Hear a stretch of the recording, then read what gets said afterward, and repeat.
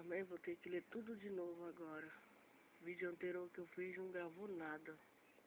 Administração do tempo e produtividade. Quem administra o tempo aumenta a sua produtividade. Produtividade é o profundo da eficácia pela eficiência. Ser eficaz é fazer as coisas certas, isto é, fazer aquilo que consideramos importante, prioritário. Ser eficiente é fazer as coisas certas, isto é, com a menor quantidade de recursos possível. Ser produtivo é fazer certas coisas certas, isto é, fazer aquilo que consideramos importante e prioritário com a menor quantidade de recursos possível. O tempo é um recurso fundamental, não pode ser feito sem tempo, por isso ele é frequentemente escasso e caro. É possível ser eficaz, isto é, fazer o que precisa ser feito sem ser eficiente. Todos conhecemos pessoas que fazem o que devem fazer, mas levam tempo demasiado ou gastam muito dinheiro para fazê-lo. Essas pessoas são eficazes, mas ineficientes. Por outro lado, todos conhecemos pessoas que fazem de maneira extremamente eficiente coisas que são desnecessárias, coisas essenciais, que não têm a menor importância. Quem consegue colocar em 1000 pedras de domínio em pé, sem derrubar nenhuma, possivelmente seja muito eficiente nessa tarefa, mas extremamente ineficaz. Vamos, talvez, até mais frequentemente, pessoas que são ineficazes, ineficientes. Todos já vimos o balconista de uma loja ou o caixa de um banco que tenta atender a mais de um freguês ou cliente ou menos tempo, ou ao mesmo tempo, que simultaneamente tenta responder as perguntas de outro, conversar com colegas que vêm pedir informações ou jogar a conversa fora, etc. Esse indivíduo parece ocupar, na verdade, está ocupado. Parece ocupado, mas na verdade está ocupado, mas é improdutivo. No mais das vezes, não consegue fazer as coisas que devem ser feitas, nem fazer o que faz de maneira correta. Tornar mais eficiente quem é ineficaz, por exemplo, dando-lhe um computador, às vezes até piorar a situação. Um exemplo exagerado pode ajudar um bêbado a pé, é ineficaz. Infelizmente, ineficiente. Se o colocarmos ao volante de um automóvel, poderá tornar-se muito mais eficiente em sua ineficácia, isto é, fazer muito mais rapidamente o que não deveria fazer, causando um dano muito maior. Ser produtivo, portanto, não é a mesma coisa que ser ocupado. Está errado o ditado americano que diz: se você quer algo feito, dê isso para uma pessoa ocupada. A pessoa pode ser ocupada e não produtiva, em cujo caso não fará a tarefa adicional que lhe está sendo pedida. Administração de tempo e reduções de estresse. Quem administra o tempo reduz o estresse causado pelo mau uso do tempo. Aqui também a ideia do mau uso ou desperdício do tempo pressupõe a noções de objetivos. Se não tenho nenhum objetivo, seja profissional, seja pessoal, então provavelmente vou deixar o tempo fluir despreocupadamente, como um rio que passa por debaixo de uma ponte. Não há como avaliar o uso do tempo nesse caso. A única coisa que posso querer fazer é matar o tempo. Numa situação como essa, provavelmente não vou ter estresse. O tempo parece como bem ou mal usado apenas para a pessoa que tem objetivo. Quer realizar alguma coisa? O bom ou mau uso do tempo depende do que se pretende alcançar. O mau uso do tempo causa estresse. Por quê? Porque o tempo mal usado é tempo usado para fazer aquilo que não consideramos importante e prioritário. Usar o tempo de forma não planejada não equivale necessariamente a fazer mau uso do tempo, como já se indicou. Frequentemente temos que alterar o nosso planejamento, fazer coisas que não estavam na nossa agenda. Nosso tempo só terá sido desperdiçado se essas alterações nos levarem a fazer coisas que não consideramos importantes.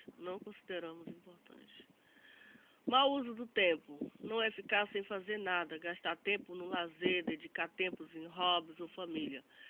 Se é isso que julgamos importante, queremos. Todos nós desejamos isso em determinados momentos. Se, entretanto, num dado momento, você realmente querer estar lendo um livro ou trabalhando num relatório, ou se vê obrigado a fazer um passeio com as crianças, ou entreter com a sua família, você se sente tenso, porque o tempo não estará sendo utilizado para aquilo que você considera importante, prioritário naquele momento. E, portanto, não estará sendo bem usado. É sempre bom lembrar que, da mesma forma que o mau uso do tempo causa estresse, o bom uso do tempo normalmente traz satisfação, sentido de realização e felicidade. Ladrões economizadores de tempos. Entendemos por desperdiçadores de tempos disfunções que provocam o uso inadequado e insatisfatório do tempo na perspectiva do pastor e líder ou da igreja. Uma pesquisa feita em 21 países, com aproximadamente 2.000 executivos de várias organizações, apresentou como desperdiçadores do tempo mais comuns 37 itens.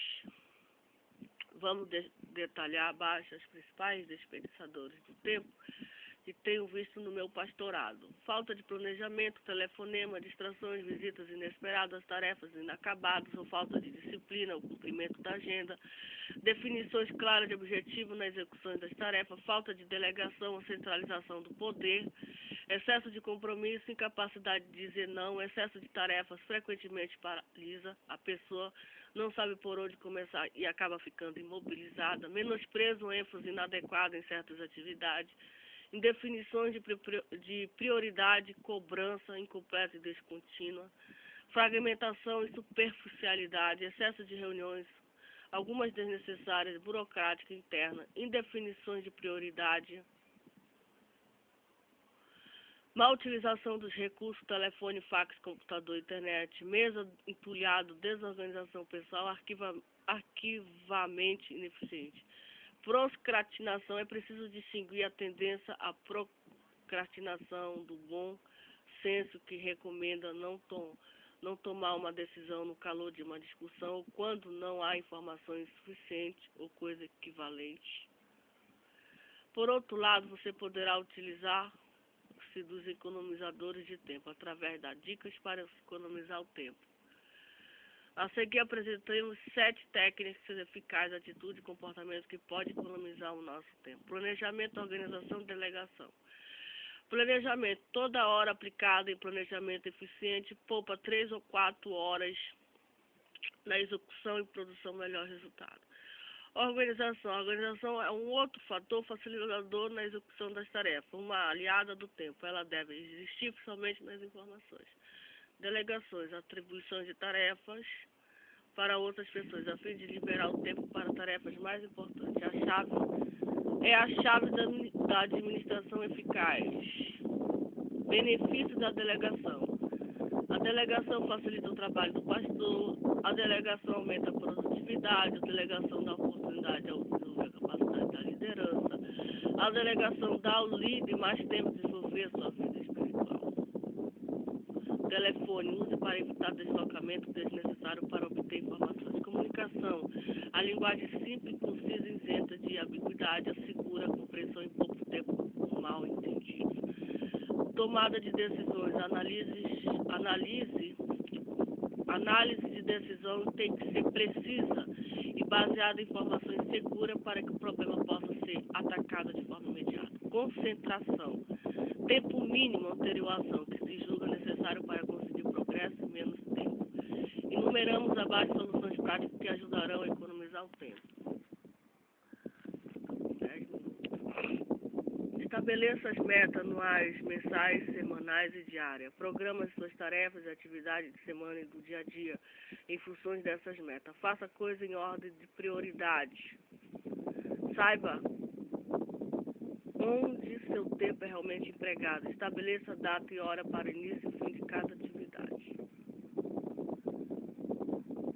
Elimine desperdício nosso tempo. Utilize uma agenda, um calendário de reuniões, crie uma lista de afazeres, organize as tarefas, organize o seu acesso com rapidez de informações usadas com frequência. Vamos fazer reuniões criativas?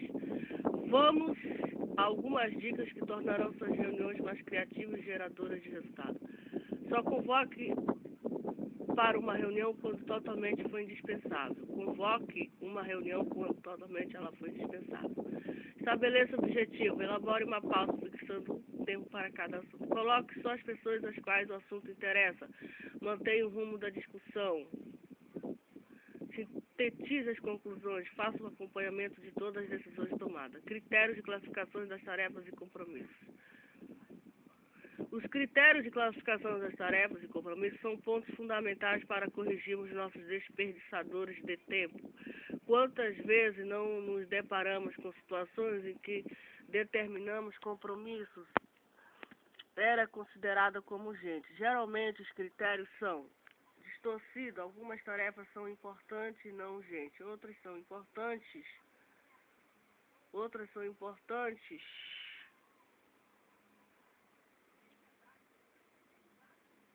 e não urgente. Outras são importantes, urgente. Algumas não são nem importantes nem urgentes, de acordo com o quadro abaixo. Importante e não importante. Urgente. Crise maior, expressão do projeto limite de crédito do projeto emergências familiares, desastres naturais. Não importante. Interrupção, alguns meios e telefonema não importante, algumas reuniões não importantes. Uma pressão nos projetos devido à proximidade dos prazos. Não urgente. Preparação do planejamento, prevenção de crise, criando relacionamento e manutenção. Não urgente, dia a dia, alguns e-mails, telefonema, algumas reuniões, pressões nos projetos devido. Tendo em vista a otimização do tempo, a ideia principal não é conseguir corrigir todos os itens que nos levam ao desperdício do tempo. Até porque isso é impossível, visto que muitos desses itens decorrem de fatores que não responde apenas ao lado pessoal. Com o ambiente de trabalho, por exemplo, se focarmos em tentar resolver 4 ou 5 pontos que consideramos críticos na nossa rotina cotidiana, teremos uma considerável melhoria nos resultados, aumentando assim a nossa produtividade.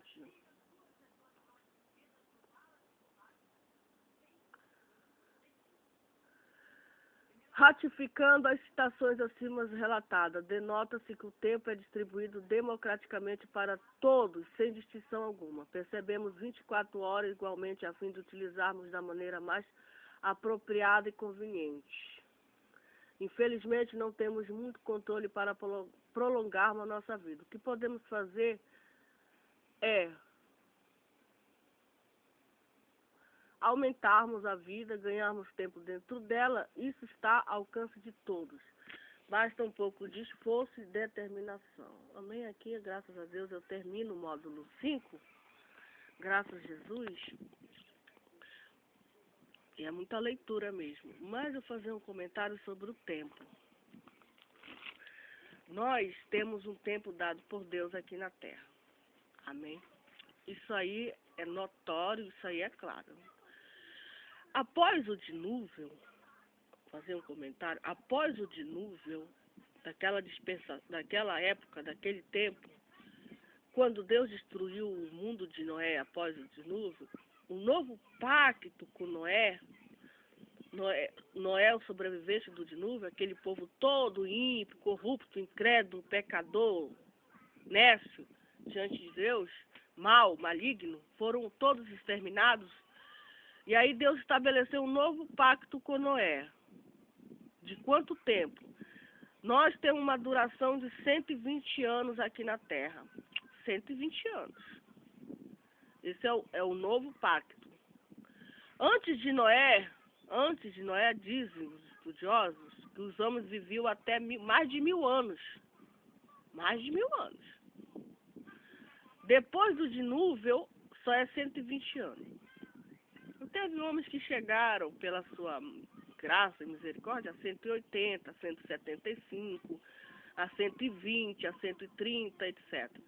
Hoje nós tem muita gente que chega a 100 anos. Então, nesses 100 anos, nós, não sei quanto tempo a gente tem aqui na Terra. Só sei que pouco tempo nos resta. Por que eu sei disso? Porque a Bíblia diz que resta-nos pouco tempo. Amém. Pouco tempo. Esse pouco tempo, eu não sei se é de 1000 anos, 2000 anos, 3000 anos, 4. Porque esse tempo para Deus, esses anos, para nós é uma eternidade. Acontece milhares de coisas, milhões de coisas, etc. Mas para Deus isso não é nada. O Criador dos céus e da terra. O que eu quero dizer com isso é o quê? Que nos resta pouco tempo. E nesse pouco tempo que nos resta, nós devemos falar de Jesus para o povo, falar da misericórdia de Deus, falar da piedade de Deus, porque quando acabar, acabou. Chegou a hora do juízo final. E aí, durante, como eu já falei, nós temos quantos 1000 anos, quantos milhões de dias na Terra vividos. Quantos milhões de anos, de dias, não, falando de dia, não estou falando de ano, falando de dias. Anos nós sabemos que são 120 anos. Então, nesses dias todos, nesses anos, nós devemos, muitos morrem sem crer em Jesus, sem acreditar na salvação, sem nunca ter dado um glória a Deus, um aleluia, nem nunca ter dito obrigada a Deus. Então é muito triste. Muito triste mesmo saber que uma humanidade vai para a eternidade sem conhecer o Deus da Bíblia, sem conhecer o verdadeiro Deus. Mas o Deus da Bíblia se deu testemunho, veio na terra, etc, etc. E agora nós estamos esperando o quê? O arrebatamento da igreja. Amém? Estamos esperando o arrebatamento da igreja. Então, o que eu posso dizer nesse tempo que eu estou gravando este vídeo? São 20 minutos que eu posso falar na minha página virtual, que não tem nem visualização, só eu mesmo que vejo, e que Deus abençoe 1 ou 2, 3 pessoas. Uma alma para Jesus vale mais do que o mundo. Uma alma. O que eu quero dizer é que o mundo dá muito valor às coisas que não têm importância, não tem significado. Nós devemos dar valor na palavra de Deus, porque, como eu já disse, na Bíblia, porque para nós ela é a vida eterna. Jesus, no que falou, no que ele deixou escrito, no legado dele, no trabalho dele, devemos fixar na nossa mente, no nosso coração, as palavras de Jesus, guardar no nosso íntimo, porque a palavra de Jesus é a palavra eterna.